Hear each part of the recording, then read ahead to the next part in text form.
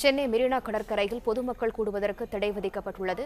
இதுகுறித்த கூடுதல் தகவல்களை செய்தியாளர் வினோத் வழங்க கேட்கலாம். வணக்கம் வினோத், விவரங்கள் என்ன சொல்லுங்க?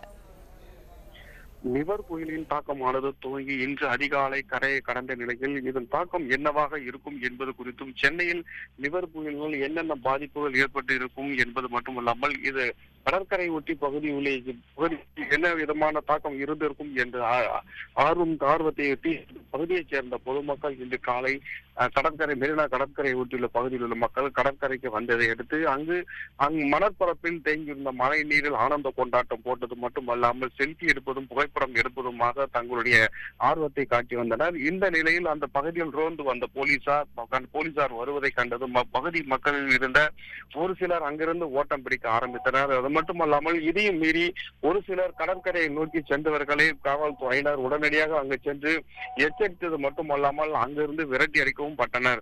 ஏற்கனவே கடற்கரைக்கு வருவதற்கு தடை விதிக்கப்பட்டிருந்தாலும் இந்த நிவர் புயலின் தாக்கம் என்னவாக இருக்கும் என்பதை காணுவதற்காக கடற்கரைக்கு கூடிய மக்களை போலீசார் விரட்டியது மட்டுமல்லாமல் இது போன்ற செயல்களில் ஈடுபட்டால் இது போன்று மீண்டும் கடற்கரைக்கு வரும் பட்சத்தில் அவர்கள் மீது வழக்கு பதிவு செய்யப்படும் எனவும் எச்சரித்தும் அனுப்பப்பட்டனர்.